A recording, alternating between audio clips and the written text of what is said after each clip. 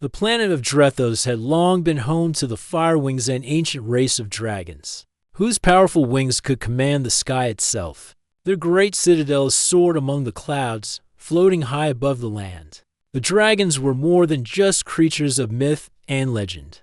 They were the rulers of their world, skilled in both war and wisdom. Their civilizations built on advanced technologies and untold power.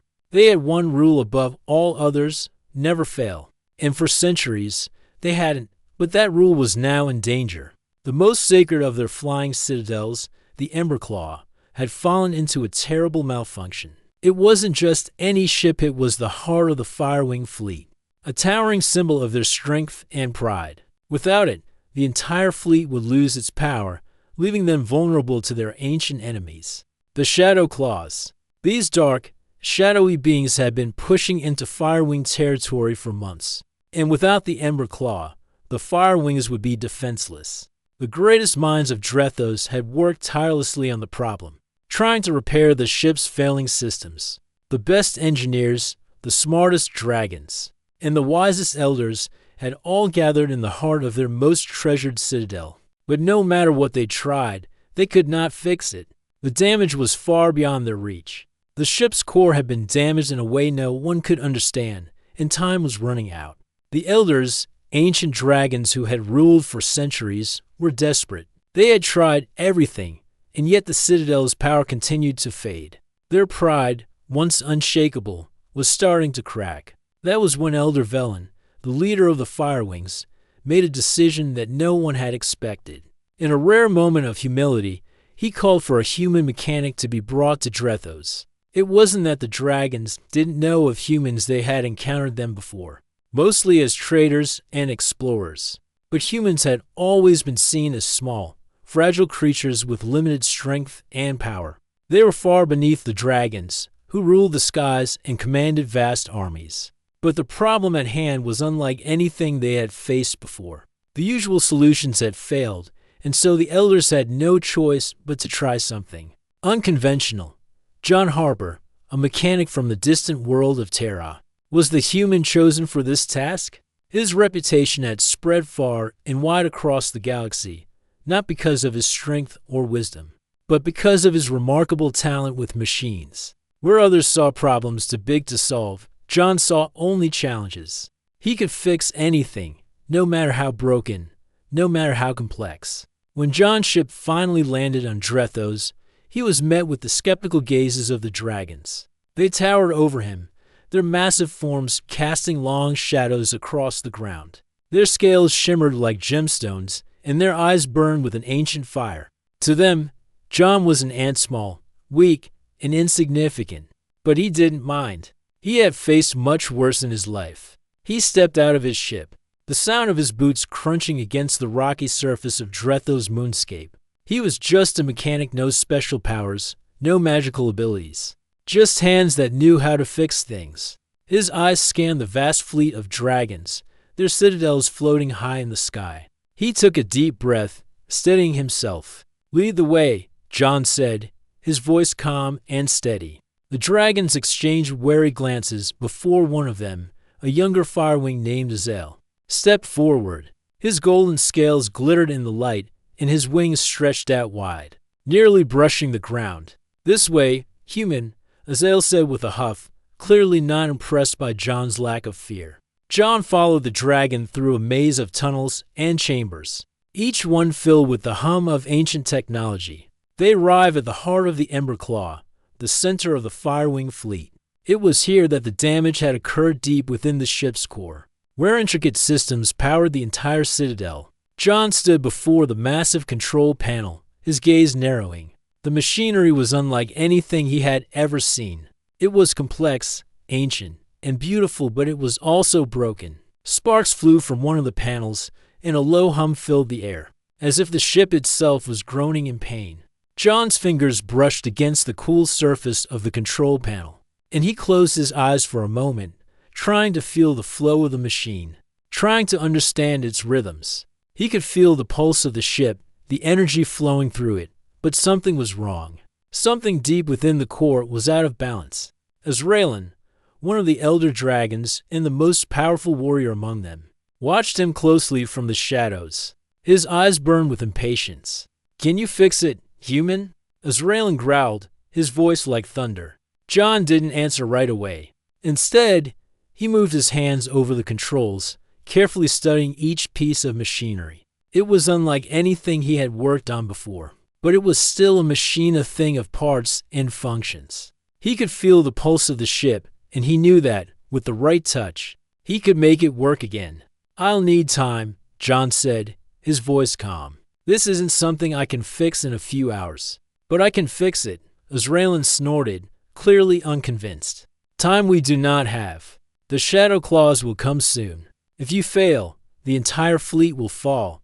John didn't flinch. He had faced worse odds before, and he knew that no matter the challenge, it wasn't about time. It was about precision, skill, and knowing exactly what to do.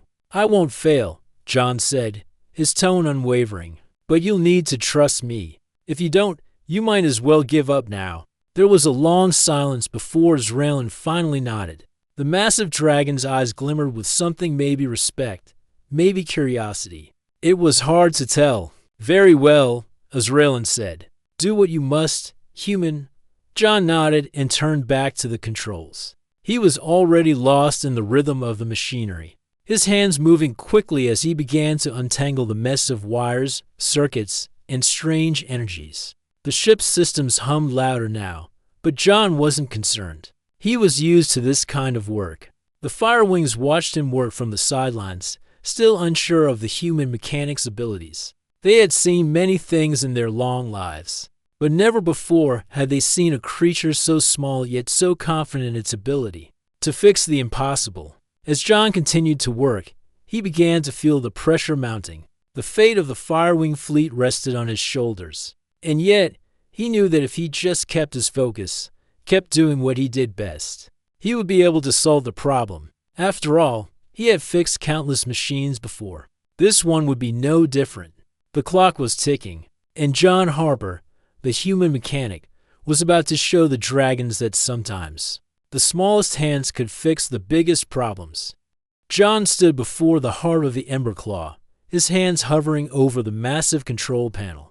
The ship's systems hummed, a constant low sound that vibrated through the metal floor beneath his boots. Sparks flew from one of the panels, the glow briefly lighting the darkened chamber. It was a beautiful sight, but it was also a dangerous one. The ship was on the brink of collapsing, and John had no time to waste. The dragons around him, Azraelin, Seraph, and Azael, watched with silent tension. Their massive forms filled the room, but their eyes were focused entirely on John. To them, he was a puzzle. How could such a small, fragile creature stand before them and attempt to fix something so complex, something so powerful, that had stumped even their greatest minds? John, however, wasn't concerned with their gazes. He was used to the feeling of being underestimated.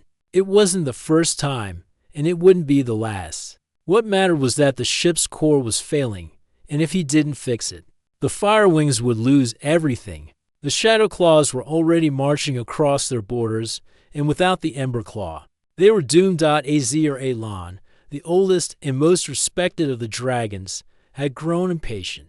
His golden scales shimmered in the low light, his massive wings folding and unfolding behind him like a thunderstorm ready to break. "Human."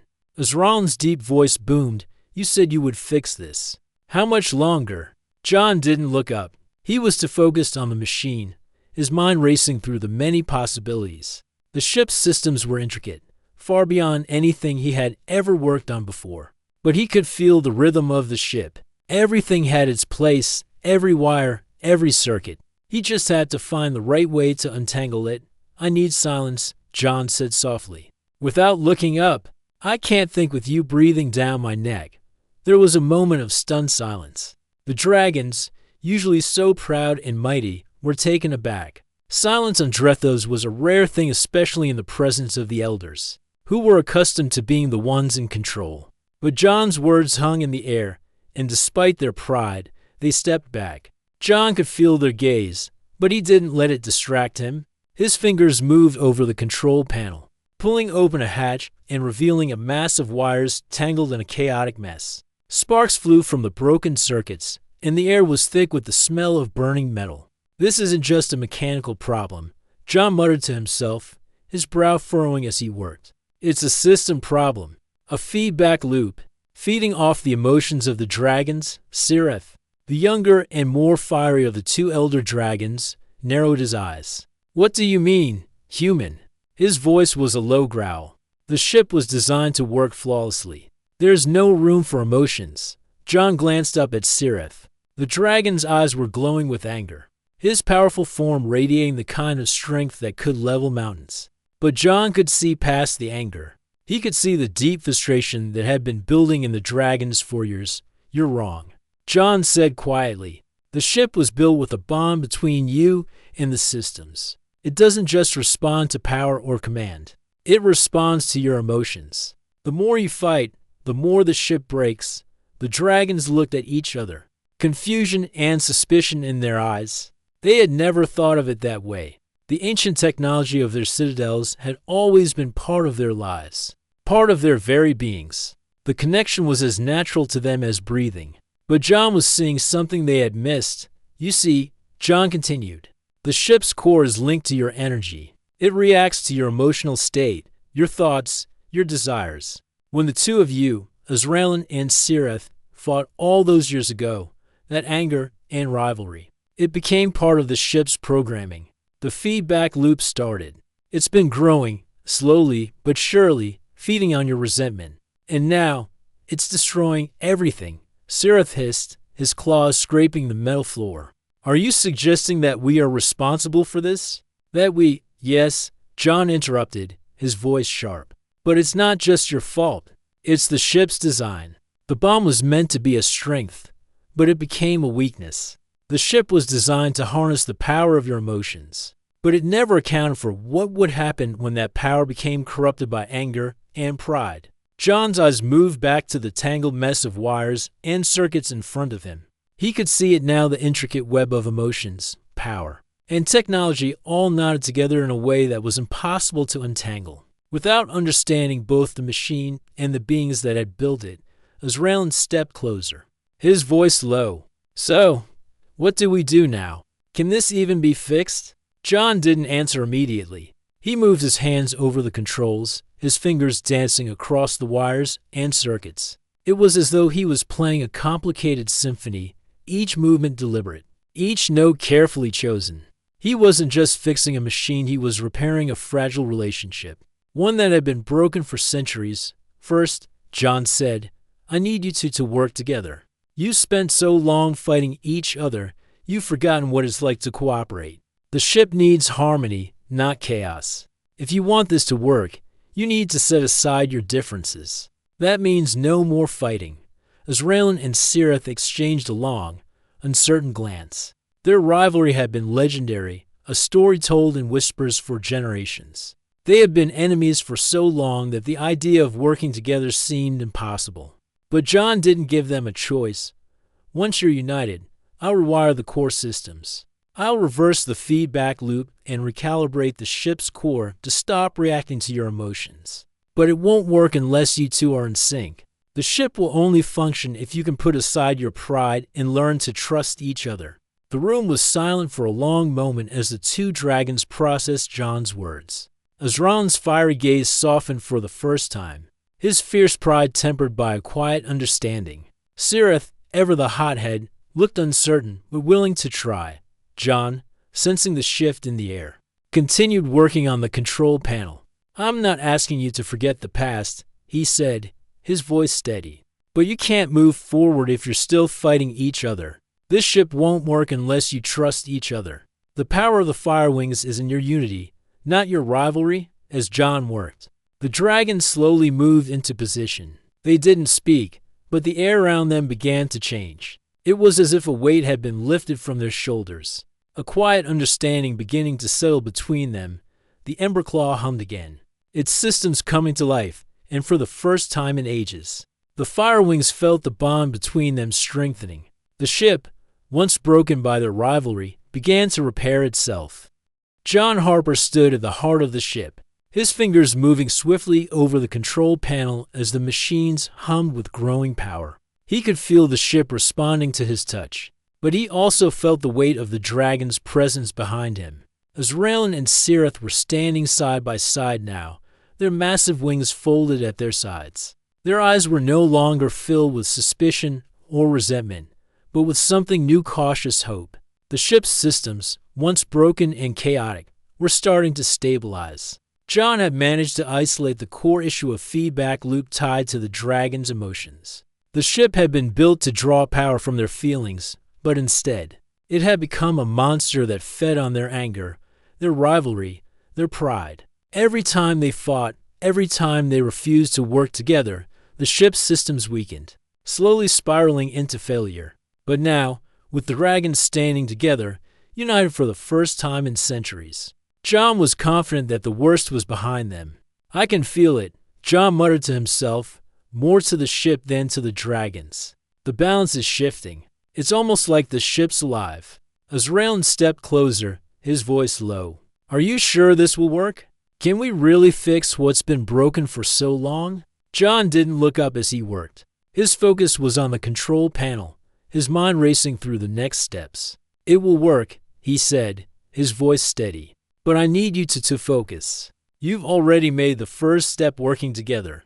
Now we need to make sure the ship doesn't revert to its old patterns. If we don't break the cycle, it will collapse again. And this time, we won't have a second chance," Sirith growled softly, the sound vibrating through the room.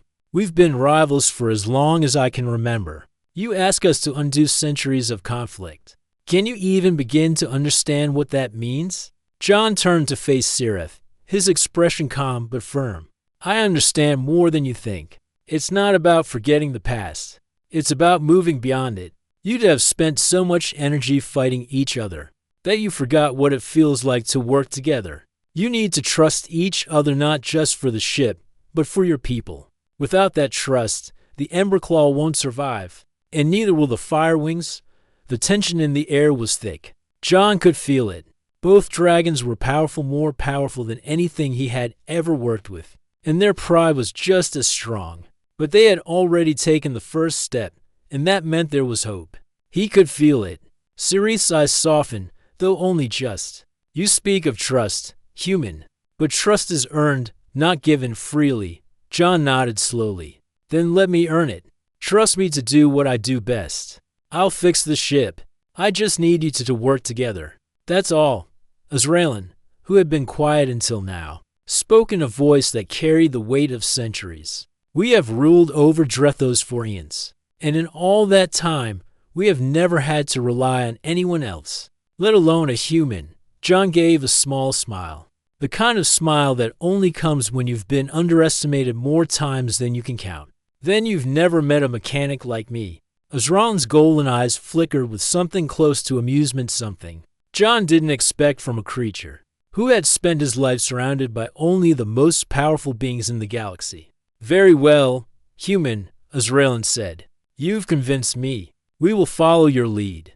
But know this, if you fail, we will not forgive you." John nodded, understanding the gravity of the situation. The fate of the Firewing fleet rested on his shoulders. He had no room for error. With a deep breath, John turned back to the control panel. The ship was still unstable, but he could feel that he was getting closer to solving the problem. He began to rewire the core systems, carefully adjusting the circuits and relays that were connected to the dragon's emotions. As he worked, he could hear the hum of the Emberclaw's engine starting to stabilize, the ship's systems responding to his adjustments. It was like the ship was slowly waking up from a long slumber, stretching and yawning, ready to take flight once more. John's hands moved quickly, but his mind never lost focus. He was piecing together a puzzle that had been shattered for centuries. The more he worked, the more he understood.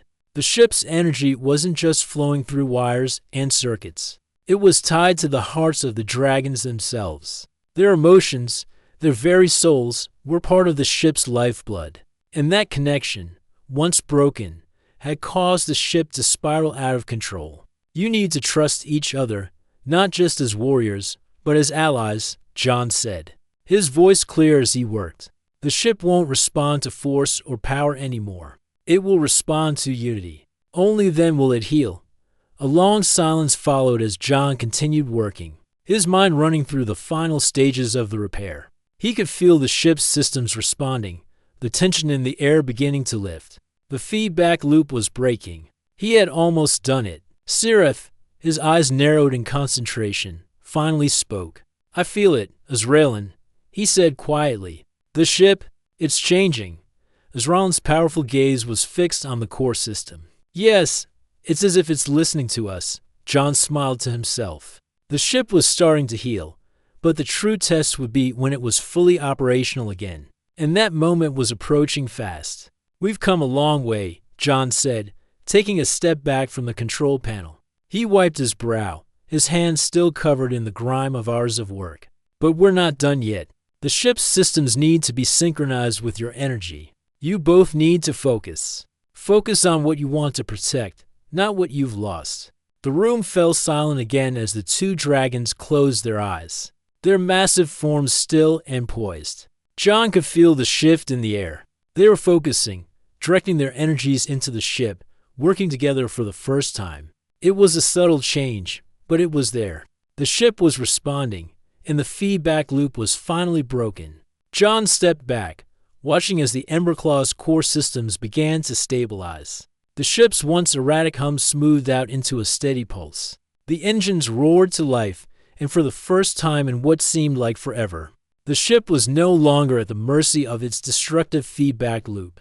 "It's working," John said, almost in disbelief. "It's really working." Azraelin and Sirith turned to each other, their eyes meeting for the first time without anger or suspicion.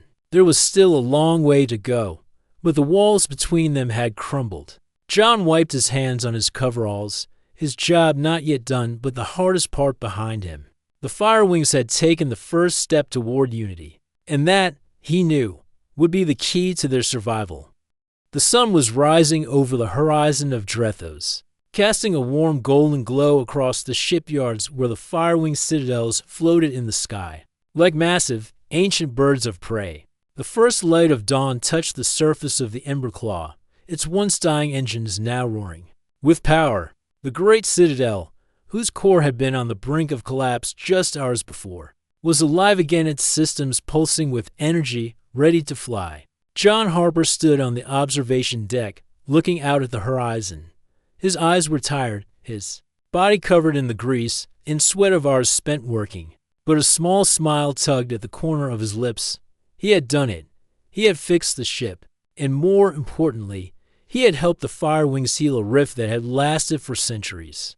Behind him, Azraelin and Sirith, the two elder dragons, stood. Side by side, their once rivalrous glares replaced by something new. Respect.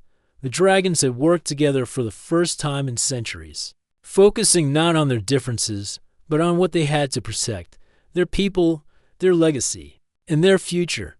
The silence between them was no longer one of tension. It was a quiet understanding, as if the ship had not only healed itself, but had also healed their fractured bond. John could feel it in the air, the sense of something ancient, something powerful, shifting within the walls of the Emberclaw. The dragons were no longer the divided rulers of Drethos, they were united, working together in harmony. John turned to face them, wiping his hands on his coveralls. "It's done. The ship's systems are stable now. You'd have broken the feedback loop. The core is in sync with your energy. But there's one more thing." Azraelin, his eyes glowing with a mixture of pride and curiosity, stepped forward. "What more is there to do? Humyn, the ship is alive again. It's ready for battle. We can finally take to the skies." John nodded, but his expression remained serious. "It's not just about the ship anymore. It's about what you to do next. You've both been leaders." "Yes, but a true leader doesn't just command with power. A true leader commands with unity. You've both felt it now, haven't you? The strength that comes when you work together. That's what your people need. If you lead through strength alone, you'll never truly unite Drethos. You've already started the process by working together. But you need to show your people that this new path is the one they must follow." Sirith's wings shifted slightly, the sound of the powerful leathery appendages stretching filling the room. His voice was quiet but filled with thought. "You ask a lot from us, Humyn. We have been rivals for as long as we can remember. You say we must lead differently, but can we truly change? John's eyes softened. His expression calm. Change is never easy. But you've already made the first step. The Ember Claw is proof of that. The ship doesn't respond to rivalry anymore. It responds to unity. If you two can lead together, your people will follow. As Raylan stepped forward, his large frame casting a shadow over John. What you ask is not a small thing. The Firewings have always been strong, proud, and independent. We are warriors first, but you speak the truth, human. I have felt it, the power that comes when Sirith and I focus our energies together. For the first time in centuries, I feel as if we are not two separate forces, but one. Sirith nodded slowly. It is strange, this feeling of unity. I have always fought against this Raylan, never trusting him fully. But now, I feel the weight of my actions, of my pride. Perhaps this is what we've been missing. John smiled. That's exactly it. You don't need to surrender who you are or your strength. But true strength comes from knowing when to fight together, not just when to fight alone. For a long moment, the three stood in silence, the air thick with the weight of their thoughts. It was a silence of reflection, of understanding. John had given them more than just mechanical repairs. He had given them a new way forward, a way they had never considered before. As Raylan broke the silence, his voice heavy with resolve, we will lead differently. For the good of our people, for Drethos, Sirith gave a small nod. We will unite our forces, not divide them.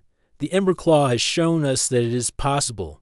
John took a step back, allowing the two dragons to share a look. It was a look of mutual respect, something that had been missing for centuries. The old wounds of their rivalry were not fully healed, but the path to healing was now clear. They had found something more important than pride. They had found purpose. John didn't need to say anything more. The dragons understood now. The Ember Claw's systems hummed. With power, ready to take flight. The Firewings were no longer divided. They were united, and with that unity, they were stronger than ever. The sky above Drethos was now bathed in the warm light of dawn. The twin suns rose higher, casting their rays over the vast fleet of Firewing citadels. The Ember Claw, once on the brink of destruction, was now the symbol of a new beginning. The Firewings were ready to rise again. John stepped away from the control panel, looking up at the massive dragons. I've done my part, he said quietly. Now, it's up to you. As Raylan and Sirith exchanged another look, this one filled with quiet determination. Together, they moved toward the command deck, their powerful wings lifting them into the air with a mighty whoosh. The Ember Claws. Engines roared as they powered up, the citadel slowly rising from the surface of Drethos, its massive wingspan unfolding like the mighty bird it had once been. John watched as the Ember Claw ascended, the massive ship cutting through the sky with grace and power. He had never seen anything like it. The Firewings were no longer the arrogant rulers of the skies.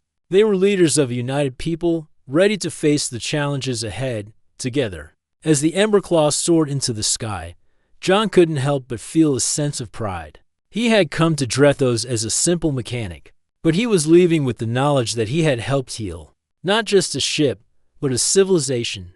The Firewings were no longer divided. They were stronger than ever, and as the sun rose higher in the sky, John knew that this was just the beginning. The sun had fully risen by the time the Ember Claw returned to the skies above Drethos. Its massive wings beat rhythmically, carrying it with grace as it circled high above the planet's surface. Below, the Firewing fleet was once again alive, its ships pulsing with energy, their systems fully repaired. The Ember Claw was not only restored, it was now a symbol of something greater, unity. John Harper stood on the observation deck of the ship, watching the dragons fly. His hands were still stained with the grease and sweat of hours spent fixing the ship, but the sense of accomplishment was more than enough to wash away his exhaustion. The ship was working perfectly. The dragons had found a way to set aside their centuries-long rivalry, and in doing so, they had saved their people from certain defeat. They were stronger now, not just as individuals, but as a united force. Behind him, Raylan and Sirith, the two elder dragons. watched as the Ember Claw soared gracefully through the sky. It was a sight they had never imagined they would see, and yet, here it was. Their hearts were no longer filled with the anger and pride that had once driven them apart. Instead, they felt something else, a quiet respect for one another, and for the human who had shown them the path forward. John turned to face the two dragons, who stood quietly, side by side, their massive forms casting long shadows in the early light. He had done what no one thought was possible. He had repaired the Ember Claw, and more importantly, he had helped the Firewings heal their fractured bond. The rift between Azraelin and Cirith had been mended, and their people were stronger for it. "I think it's time," John said, his voice calm but firm. Azraelin looked down at him, his golden eyes filled with something new, gratitude, perhaps, or a deep respect. "Time for what, human?" he asked, his voice like thunder, but with a softer edge than before. John smiled, wiping his brow with the back of his hand. "Time for the Firewing Elders to recognize what has been done here. The Ember Claw is restored, the fleet is safe, and your people are united. But there's one last thing to do." Cirith, his eyes still burning with the fire of his youth, glanced at Azraelin. "The Elders? You mean the ones who thought this would never happen?" John nodded. "Exactly. They must see what has been accomplished. They must understand that it wasn't just the machines that were repaired. The heart of the Firewings has been healed, too." The two dragons exchanged a look, one that said more than words ever could. John had shown them that there was power in cooperation and unity. Now, it was time for the Firewing Elders to see it for themselves. With a great flap of their wings, Azraelin and Cirith took off, soaring into the sky. John followed them, standing tall as he watched the two dragons make their way toward the council hall, where the elders would be waiting. The wind picked up, carrying the scent of the morning air as the three of them flew toward the heart of Firewing civilization. The council hall was a massive structure, built into the side of a mountain and carved from the stone of Drethos itself. The Firewing Elders were already gathered, their wings folded behind them as they waited in silence. The weight of centuries of tradition hung in the air. They were the oldest and most powerful of the Firewings, and their authority was absolute. As Azraelin and Cirith entered the hall, the other elders turned to face them.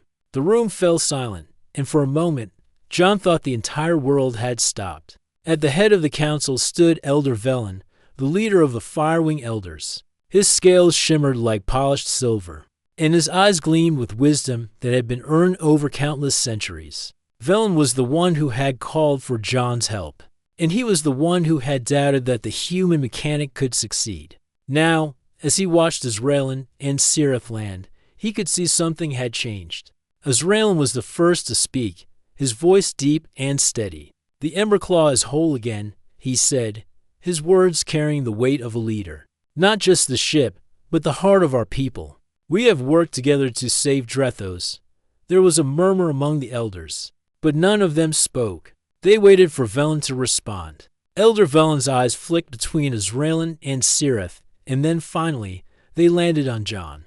The human stood quietly beside the two dragons, his posture humble but confident. For the first time, Velen didn't see an outsider. He saw a key part of something far greater. You did it," Velen said, his voice soft, almost in disbelief. "You have done what none of us could. You have not just fixed the Ember Claw, you have fixed us." John nodded, his eyes meeting Velen's. "It wasn't just me," he said.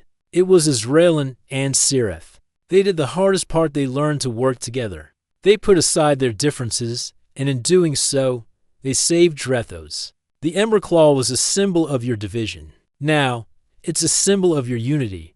The other elders looked at each other, their eyes wide with understanding. It was clear to them now that John had been right all along.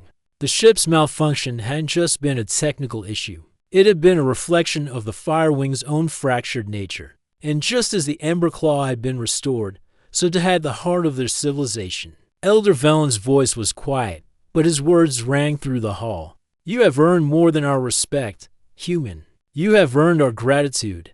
We were blind to what needed to be done, but you showed us the way." John looked up at Azraelin and Cirith. The two dragons stood taller now, their wings unfurled, their eyes gleaming with a new strength. It was the strength of unity, something they had once thought impossible. As Raylan stepped forward, his voice deep and resonant. We have been proud, stubborn, and blind. But now, we see clearly. We will lead not just with strength, but with unity. The Fire Wings will rise again, not as separate forces, but as one. Sirith, who had once been the most reluctant to change, nodded in agreement. The Ember Claw will be our symbol of what we have achieved, and it will guide us forward. The Elders, who had once been the ruling authority, now lowered their heads in respect. The change had come slowly, but it had come all the same.